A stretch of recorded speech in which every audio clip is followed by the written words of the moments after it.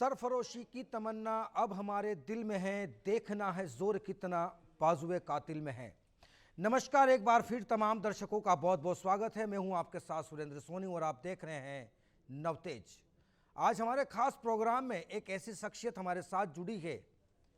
आपने डेविड धवन की 1994 में बनी फिल्म राजा बाबू जरूर देखी होगी। उस राजा बाबू फिल्म में गोविंदा के कई अलग अलग किरदार होते हैं, चाहे वो किरदार पुलिस इंस्पेक्टर का हो, चाहे वो किरदार वकील का हो या फिर डॉक्टर का। ऐसे ही कुछ किरदारों से घिरे हुए हैं हमारे साथ आज हमारे खास मेहमान। तारुफ करवाएंगे, मिलवाएंगे और बात भी करेंगे, लेकिन सबसे पहले आप उनकी छोटी सी इस जानकारी को भी समझ लें। राजस्थान पुलिस में डिप्टी एसपी रैंक से सेवानिवृत्त हुए हैं और उन्होंने कुछ ऐसे कारनामे किए हैं जो आज भी सुनहरे अक्षरों में लिखे जाते हैं। इस वक्त हमारे साथ मौजूद हैं हुकुम सिंह तंवर। हुकुम सिंह तंवर, आपका हमारे इस खास प्रोग्राम में बहुत बहुत स्वागत है। धन्यवाद सोनी साहब, आपने मुझे अपने इस कार्यक्रम में बुलाया और एक गुमनाम ज़िंदगी जो मैं अब तक जीता रहा और अपनी तमाम सेवा के समय में, सेवा काल में, नाम और पहचान की जो भूख कहीं पर मेरे मन में रहते हुए कहीं कहीं पर कह सकता हूँ मैं बहुत बेबाकी से, बिल्कुल स्पष्टता से कि कहीं कोई कुंठा थी मन में कि हम इतना कुछ करने के बाद में भी हमारा नाम और हमारी पहचान न हो सकी। आज इतने बरसों बाद और सेवानिवृत्त होने के बाद आप लोगों ने मुझे इस मंच पर बुलाया और मुझे वापस एक बार गुमनामी से इस रोशनी भरी ज़िंदगी में, इस रोशनी भरे मंच पर आमंत्रित किया। हृदय की अंतरतम गहराइयों से नवतेज टीवी का और विशेषतः आपका व्यक्तिगत रूप से आभारी हूँ कि आपने मुझे, जैसा अपनी बातचीत में आपने मुझे बताया था कि आपने मुझे तलाशने के लिए क्या क्या नहीं किया। दरअसल हम लोगों को जानता ही नहीं है कोई भी, और आपने जिस शिद्दत से, जिस प्रयास से मुझे अपने यहाँ पर आमंत्रित किया, उसका मैं आपके लिए बहुत बहुत शुक्रगुजार हूँ। हुकुम सिंह जी, आपसे सवालों का सिलसिला शुरू करता हूँ। आज मेरे कुछ तीखे सवाल रहेंगे आपके सामने और हमारे दर्शक उन तीखे सवालों का जवाब भी जानना चाहते हैं। पहला सवाल करता हूँ कि कहा जाता है कि जुनून, जज्बा और ताकत और दिमाग, इन सभी चीज़ों का इस्तेमाल एक सही वक्त पर किया जाना बेहतरीन तरीके से इसका रिजल्ट भी सामने आता है। आपने ऐसा ही कुछ कर दिखाया है। आपकी कहानियां कुछ अलग ही किस्से बताती है, जानना चाहते हैं हमारे दर्शक। दरअसल अगर देखा जाए तो इंटेलिजेंस विंग में रहते हुए राजस्थान पुलिस की इंटेलिजेंस शाखा एक अलग से शाखा है। लोग बागों को ये उगालता रहा कि मैं सेंट्रल आईबी के साथ काम किया हमने। कभी मैंने उनके लिए काम किया, कभी उन लोगों से मैंने मदद ली, इस तरह से हम काम करते रहे। लेकिन अपनी इस इंटेलिजेंस विंग की जो सेवाएं थी मेरी, उसमें रहते हुए कुछ कारनामे मेरे हिस्से में भी आ गए। मैं ये नहीं कह सकता कि ये करने वाला मैं पहला और आखिरी था, नहीं, मुझसे पहले भी बहुत सारे लोगों ने किए और आज भी बहुत सारे लोग ये काम कर रहे हैं। लेकिन एक ही चीज़ है, इंटेलिजेंस में सीक्रेसी की जो बात होती है, कोई किसी को नहीं जानता कि कौन क्या कर रहा है। यहाँ तक कि मेरे पड़ोसी लोग भी मुझे नहीं जानते थे कि मैं पुलिस में हूँ और ऐसा कुछ काम कर रहा हूँ। और ये सब करते हुए भी मुझे नहीं लगा कि मैं देश के लिए या समाज के लिए या अपने खुद के लिए, अपने परिवार के लिए या अपने एटमॉस्फेयर जो आसपास का मेरा वातावरण था, उनके लिए कुछ कर रहा हूँ। बस टास्क पर टास्क आते चले गए और हम बिल्कुल उस तरह से करते चले गए जैसे कि मुझे लगा ये सब मैं खेल कर रहा हूँ। और वास्तव में देखा जाए तो आज पीछे मुड़ करके देखते हैं तो लगता है कि हाँ, हमने बहुत रिस्क ली, बहुत अपनी जान खतरे में डाली वगैरह वगैरह। लेकिन सच यही है सोनी साहब कि मुझे लगा ही नहीं कि मैंने कोई बहुत बड़ा काम किया है, और करते करते बस इसी तरह से बहुत सारे काम हो गए। अगर मैं उनकी गिनती करना शुरू करूं तो वो बहुत सारे हो जाएंगे। लेकिन हाँ, कुछ खास काम हैं जिनको लेकर के मैं बहुत ज़्यादा चर्चित, अपने अधिकारियों में, मैं अपने साथियों में भी चर्चित नहीं, क्योंकि मैंने बताया कि कौन क्या कर रहा है ये कोई नहीं जानता था। मेरा साथी, मेरा बैचमेट भी नहीं जानता कि मैंने क्या किया है या उन लोगों ने क्या किया, कोई नहीं जानता। केवल वो लोग जिन्होंने हमें टास्क दिया और जिन लोगों ने हमें अप्रिशिएट किया, वो लोग हमारे कामों को जानते हैं। हुकुम सिंह जी, कहा जाता है कि आपने ऐसे कई किरदारों को निभाया है, चाहे वो एक कलाकार के रूप में हो, चाहे वो संगीतकार के रूप में हो, चाहे कि वो नाटकबाज के रूप में हो, चाहे एक वो अलग अलग रूपों में आपने जो है वो इस गुप्तचर एजेंसी या यूं कहें कि जो गुप्तचर का जो काम जो होता है उसमें आपने वो किरदारों को अब अपनी लाइफ में लेकर के आए। ऐसा कोई किस्सा याद है जिसमें आपको लगा हो कि हाँ, आज मेरी दौड़ पूरी हुई? जैसा मैंने बताया कि बहुत सारे काम थे, लेकिन जिनमें से कुछ यादगार और जिनमें वास्तव में पीछे मुड़ के देखने पे लगता है कि वो मेरे लिए बहुत जानलेवा थे या ऐसा कुछ हो सकता था। उनमें एक राजेंद्र मिर्दा किडनैपिंग केस रहा, एक दाऊद इब्राहिम का जो यहाँ पर फुटहोल्ड वो बनाना चाहता था, उस मामले में भी मैंने जिस तरह से अपने आप को छद्मवेश में रखते हुए और जो 3-3 महीने से ज़्यादा 6-6 महीने तक के ऑपरेशंस चले, जिसको हम हमारी भाषा में अंडर कवर ऑपरेशन कहते हैं, वो मेरे लाइफ के बहुत बड़े अचीवमेंट हैं। इन्हीं के साथ में ईसाई मिशनरीज के द्वारा जो यहाँ पे धर्म परिवर्तन, और अगर आपको ध्यान होगा कोटा में एक इमैनुअल मिशन जिसका हमने भट्टी बंद की, वो एक काम मेरे हिस्से में आता है। और इसी तरह के कुछ दूसरे भी काम हैं जो मैंने किए।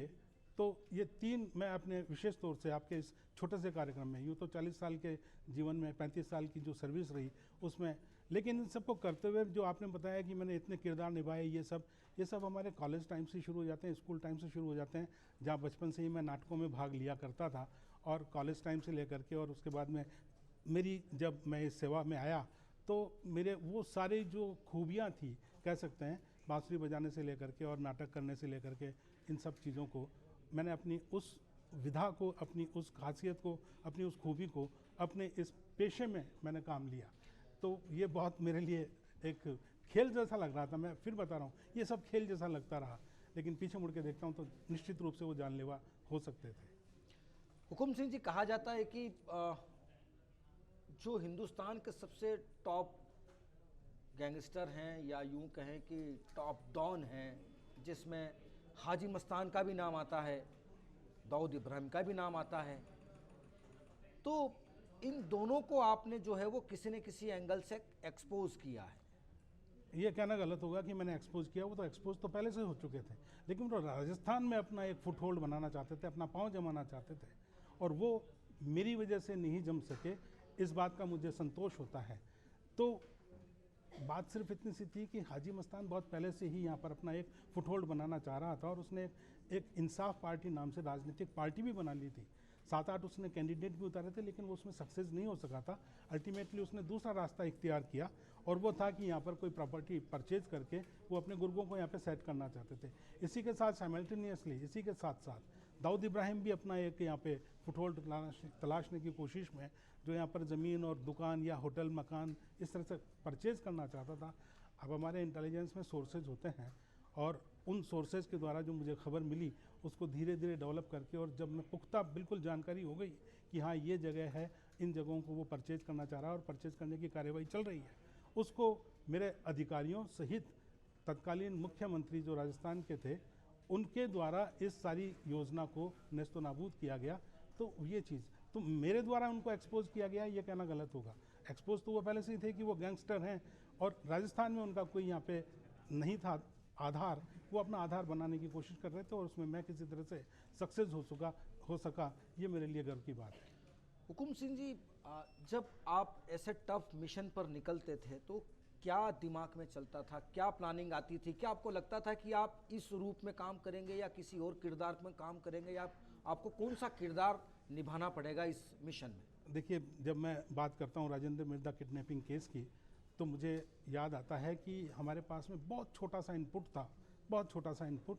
जब नवनीत सिंह कांदिया मारा जा चुका था, और उसके बाद में दया सिंह लाहौरिया, हरनेक सिंह भब्ब और सुमन सूद एक छोटे बच्चे के साथ यहाँ से चले गए थे, और उनका कहीं कोई पता नहीं था कि वो कहाँ गए हैं। तो एक छोटे से इनपुट जो निश्चित रूप से सेंट्रल आईबी के द्वारा बताया गया था, और वो जयपुर से दिल्ली के बीच में एक छोटे से किसी जगह पर उनके परिवार, उनके रिश्तेदारों के यहाँ पे वो आया जाया करते थे, आते समय और जाते समय रुका करते थे। उस जगह पर मैं 3 महीने तक नौकर बन करके रहा, और वहाँ पर हथियार के नाम पे मेरे पास में दाढ़ी बनाने के लिए ब्लेड तक नहीं थी। अगर मैं एक्सपोज हो जाता हूँ तो मरने के सिवाय कोई काम नहीं था, लेकिन मैंने उस मिशन को बहुत अच्छे से अंजाम दिया। वो एक लंबी कहानी है कि उस वक्त आज की तरह से मोबाइल फ़ोन नहीं होते थे। पास में ही एक परचूनी की दुकान वाले के पास में, मुझे अच्छे से नाम याद है, संतोष जैन नाम था, उनके यहाँ पे WLL सिस्टम से, वायरलेस लूप सिस्टम से टेलीफोन हुआ करता था। और उनका जो रिश्तेदार था, उनके यहाँ पे जब वो आया जाया करते थे, रुकते थे, तो वो उनके मार्फत उनके टच में थे। और वो जब वो फ़ोन किया करते थे तो सिर्फ उन टेलीफोन नंबरों से, हमारे यहाँ पे एक टेक्निकल वर्ड यूज़ करते हैं LLB and DLB, dead letter box and live letter box. तो मैं सिर्फ ये नंबर पता कर लेने में सक्षम रहा, और बहुत सीक्रेटली, बहुत अच्छे से, सफलतापूर्वक।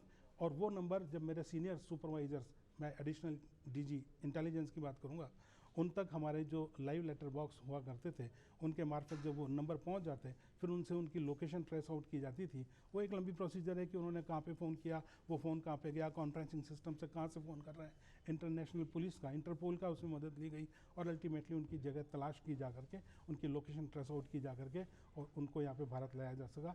तो वो मेरा मिशन जो 3 महीने का था। इसी तरह से दाऊद इब्राहिम वाली जो बात है, तो उसके राजस्थान में जितने भी गुर्गे थे, ख़ासतौर से हम अपने पश्चिमी राजस्थान की बात करेंगे, सॉरी, ये जो प्रतापगढ़ साइड की जो बात है, उदयपुर प्रतापगढ़ साइड की जो बात है, वहाँ पर जो उसके गुर्गे काम कर रहे थे, पूरा एक नेटवर्क था।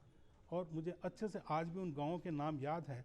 प्रतापगढ़ का अरनोद, नौगावा, दलोट, दिवल्दी, लुपड़ी, चुपड़ी, हुसैन टेकरी मध्य प्रदेश का, और उन जगहों पर उनका जो नेटवर्क था, उस सारे नेटवर्क को मैंने पता किया। 6 महीने तक मैं और मेरा एक दूसरा साथी साधु के वेश में हम वहाँ पे रहते रहे।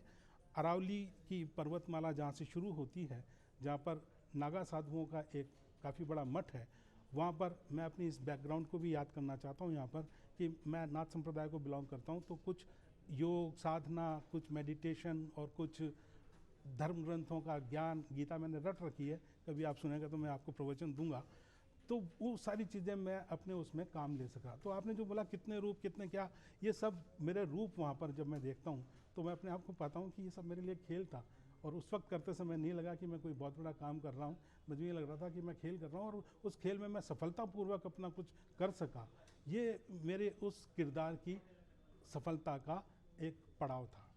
हुकुम सिंह जी, आप गीता पूरी पढ़ रखी है और आपको पूरी गीता याद है, और साथ ही साथ आपने कई किताबें भी लिखी हैं, तो इस ऐसे मिशनों के बीच में किस तरीके से आप समय निकाल पाते थे? ये मिशन कोई लगातार चलने वाला पूरे 35 साल मेरे सेवाकाल में चला हो ऐसा तो नहीं था। बीच बीच में पीरियड्स, हमें जो टाइम मिलता था उसमें मैं ये सब अपना करता रहता था। और ये सब करने के साथ, इन सब कामों को करने के दौरान भी अपना एक निजी समय ज़रूर होता है। चाहे मैं उन रिश्तेदारों के यहाँ पे उनके नौकर बन के रहा, तो अपना एक प्राइवेट टाइम ज़रूर होता था। वो भी पूजा पाठ तो करते थे, मैं भी करता था। तो वो पूजा पाठ, उनकी जो पद्धति थी, उस पद्धति में मैं छद्म रूप से अपनी पद्धति को काम में लिया करता था, और अंतर्मन में मेरे जो चल रहा होता था वो मैं करता रहता था। ठीक इसी तरह से साधु वाले वेश की बात करते हैं या ईसाइयों की बात करते हैं, मुझे इस बात का बड़ा गर्व होता है कि अपने इस काम को करने के दौरान मैंने सारे धर्म ग्रंथ, न सिर्फ गीता की बात कर रहे हैं आप, मैं बाइबल की बात कर रहा हूँ, महाभारत की बात कर रहा हूँ, कुरान की बात कर रहा हूँ, उर्दू पे मेरी बहुत अच्छी पकड़ है। तो ये सारी चीज़ें मैं करता रहा, और ये सब मेरे इस जासूसी जीवन में बहुत ज़्यादा मेरे सहायक रहे। और मैं फिर कहता हूँ कि मुझे खेल लगता रहा और मैं करता रहा। लेकिन एक बात आपने जो शुरू में कही कि सरफरोशी की तमन्ना, मैं भगत सिंह का बहुत शुरू से, मैंने क्या नहीं है जो भगत सिंह के बारे में जो कुछ अवेलेबल है, उपलब्ध जो उनका साहित्य है, उनके बारे में जो जानकारियाँ हैं, कोई जानकारी मैंने नहीं छोड़ी। बचपन में मैंने भी उनकी तरह से एक फिल्म देखी थी मनोज कुमार साहब की, कि वो मोमबत्ती के ऊपर हाथ रख करके कर रहे हैं और गाना गा रहे हैं, गीत हो रहा है। मैं उस वक्त छोटा था, बहुत छोटा था, और जोश जोश में मैंने भी उस वक्त घर में चूल्हा जलता था, अंगारे होते थे, छाने के अंगारे जो कंडा बोलते हैं, और मैंने भी गुस्से में आकर के और हाथ में अंगारे लेकर के जोर से मसल दिए थे। और बस वहाँ पे हाथ जल जरूर गए थे, लेकिन वहाँ पर एक लगा कि हाँ मैं भी कुछ ऐसा कर सकता हूँ। और उस सारी चीज़ को मुझे माँ ने बचपन में एक श्लोक गीता का याद करवाया था, केवल एक। जब मैं बचपन में कभी डर गया था कोई सपना देख करके, और माँ ने से केवल एक श्लोक मुझे याद कराया था। बाद में फिर गीता की तरफ मेरा रुझान हुआ। क्लेब्यम माँ स्मगमय पार्थ नेतत्व युपपद्यते क्षुद्रम हृदय दौर्बल्यम त्यक्त्वो उत्तिष्ठ परंतप। और उसके बाद एक समय आया जब मुझे गीता को उस तरह से रुचि जागृत हुई और मैंने अध्यात्म की तरफ भी अपने आप को खपाया, तो मैंने पूरी गीता को कंठस्थ कर लिया। और उसमें से छठा अध्याय जो ध्यान योग पर आधारित है, जिसका कि मेडिटेशन से बहुत ज़्यादा रिलेशन है, तो वो मैंने बहुत अच्छे तरीके से उसको समझने की और पूरी गीता को इसी तरह से समझने की। अब मुझे कहीं कहीं पर वहाँ पे गीता में ये भी लगता है कि नहीं, यहाँ पर टेम्परिंग हुई है, क्योंकि मैं उसको एज इट इज़ तो स्वीकार नहीं कर सका। बहुत सारी जगह है जहाँ पर कभी कोई डिस्कशन होती रही है, तो मैं वहाँ पे बताता रहा हूँ कि यहाँ पर मुझे लगता है कि गीता टेम्परिंग हुई है। तो गीता, बाइबल, कुरान, ये सारी चीज़ें मैंने अपने इस पेशे के दौरान पढ़ने का मुझे सौभाग्य मिला और मेरे पेशे में बहुत काम आई मेरे। जब आप ऐसे मिशनों पर निकला करते थे तो क्या लगता था कि परिवार कितना सुरक्षित है, या बच्चे कितने सुरक्षित हैं, या सुरक्षा को लेकर के क्या डर हुआ करता था? केवल पहला मिशन जब मैं गया, वैसे तो छोटे मोटे काम यहाँ पे करते रहे, सीक्रेट इंक्वायरीज चलती रही, उसमें कोई बहुत ज़्यादा बातें नहीं थी। लेकिन पहला मिशन जो मैंने, ये बब्बर खालसा गुट के जो आतंकवादी थे, उनके रिश्तेदार के घर जाने जब लगे थे, मैं और मेरा एक साथी अशोक गौड, मैं उसका नाम लेना चाहता हूँ, दूसरे वाले मिशन की जिसकी मैं दाऊद की बात कर रहा हूँ, उसमें मेरे साथ में भंवर सिंह नाम से मेरा साथी था। तो पहला मिशन जब मैं अशोक गौड के साथ में करने के लिए गए, तो उस वक्त बहुत सारी चीज़ें हुई और परिवार के साथ बैठ करके, उनको पता नहीं था कि मैं कहाँ जा रहा हूँ, क्या कर रहा हूँ, लेकिन मुझे तो पता था कि मैं कहाँ जा रहा हूँ, क्या कर रहा हूँ और क्या परिणाम हो सकते हैं। तो मन में कई तरह की भावनाएं और कई तरह की चीज़ें थी। बाकी और तो कोई नहीं समझ पाया, लेकिन माँ ने समझ लिया। आज भी मैं माँ को याद करके थोड़ा सा भावुक हो जाता हूँ। माँ ने समझ लिया था और उन्होंने कहा था कि मुझे लगता है तू कहीं ना कहीं कोई बहुत बड़ी खुराफात करने जा रहा है, लेकिन मन में किसी भी तरह की शंका मत रख और तू जा, कर्तव्य तेरा रास्ता निहार रहा है। और एक ही बात जो मुझे, मेरा ध्येय वाक्य मेरे जीवन का रहा, वो ये था, माना कि इस जहान को गुलशन न दे सके, कांटे तो कम कर ही दिए, गुजरे जिधर से हम। तो वो पहला एक एपिसोड था जिसमें मुझे लगा था कि न मालूम क्या होगा, न मालूम क्या होगा, लेकिन जब सफलतापूर्वक वापस आए और ये सारी चीज़ें हुई, तो बस वो मेरे लिए बहुत गर्व का समय था। लेकिन फिर भी मैं बता दूं कि मुझे ये कहते हुए गर्व होता है कि 2005 तक किसी को पता नहीं था कि मैं पुलिस में हूँ और मैं ये काम करता हूँ, क्योंकि सब पड़ोस वाले मुझे ये समझते थे कि बनियानों की कोई एजेंसी है, RST CST नंबर ले रखा था और अपने बस घर से निकलते थे, इसी तरह से जाते थे और शाम को इसी तरह से वापस आ जाते थे, या कभी देर से भी आए, 2 दिन भी नहीं भी आए, तो ये था कि एजेंसी के काम से गए हुए हैं।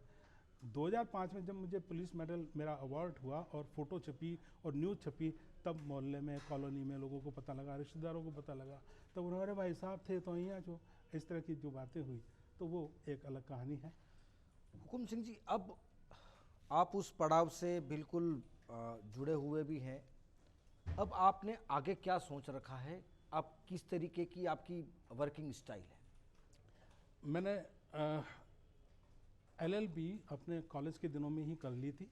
उसके थोड़े दिन बाद में ही, क्योंकि मैं फ्लाइंग सीखता था NCC में रहते हुए, और लगातार 3 साल सफदरजंग एयरपोर्ट पर 3 साल लगातार मैं किसी कंपटीशन में फर्स्ट पोजीशन लाता रहा। उसके बेस पे मुझे हमारी NCC में ही फोरराज एयर स्क्वाड्रन जोधपुर, वहाँ पर मुझे air modelling and flying instructor लगा दिया गया था। हालांकि मैं कॉमर्स ग्रेजुएट हूँ, लेकिन मेरा रुझान जो था वो मैकेनिकल लाइन में था। अलग बात है कि मैं मैकेनिकल इंजीनियर बनना चाहता था, लेकिन मैं कॉमर्स, जिसको मैंने कभी पढ़ा नहीं और बस बहुत अच्छे नंबरों से पास होता रहा, वो अलग बात है। तो उसी समय मैंने LLB कर ली थी और उसके बाद में मैं पुलिस में आने के बाद में भी ये सोचता था कि ये मेरे लायक जगह नहीं है, ये मेरे रुझान की जगह नहीं है, लेकिन एक भाग्य होता है, एक डेस्टिनी होती है। मैं इतने वर्षों तक पुलिस में काम करता रहा। रिटायरमेंट के बाद में मैंने अपने इस ज्ञान को, LLB को, उसको मैंने कैश, केवल इसलिए नहीं कि मैं कोई प्रोफेशनल उससे कुछ अर्निंग करना चाहता हूँ, लेकिन अपने आप को समाज से जोड़े रखने के लिए और दुनिया के इस तरह से जो भी कुछ डेवलपमेंट है उनमें अवेयर रहने के लिए मैंने अपने आप को, राजस्थान हाई कोर्ट में भी मैं एडवोकेट हूँ, वकालत करता हूँ, बहुत कैजुअल वकील हूँ, इस तरह से प्रोफेशनल वकील नहीं हूँ कि लगातार उसी में लगा रहता हूँ। लेकिन दूसरा जो मेरा शौक़ शुरू से लिखने का रहा है, मैं कविताएं उर्दू में बहुत पहले से लिखता रहा हूँ। मेरे मामा जी थे प्रिंस कौशल, वो उर्दू के अच्छे जानकार थे, वो मेरा एक इंस्पायर मुझे बहुत ज़्यादा करते हैं। और मैंने जो कविताएं लिखी आज मेरे पास में बहुत अच्छा कलेक्शन मेरा अपनी खुद की लिखी हुई का हो गया।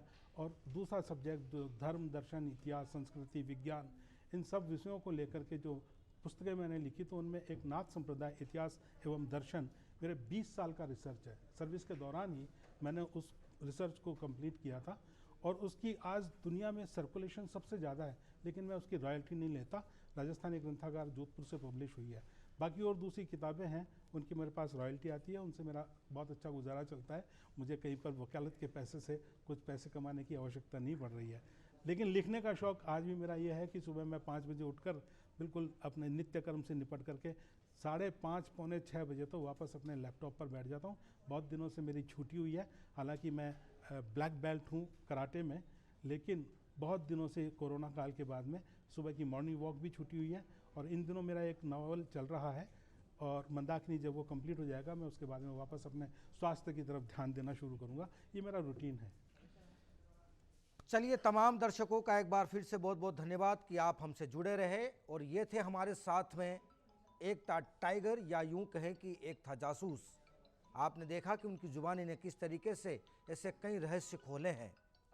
लगातार ऐसे ही खास शख्सियत से लगातार करवाते रहेंगे मुलाकात, फिर हाजिर होंगे किसी खास शख्सियत के साथ। तब तक मुझे दीजिए इजाज़त। नमस्कार।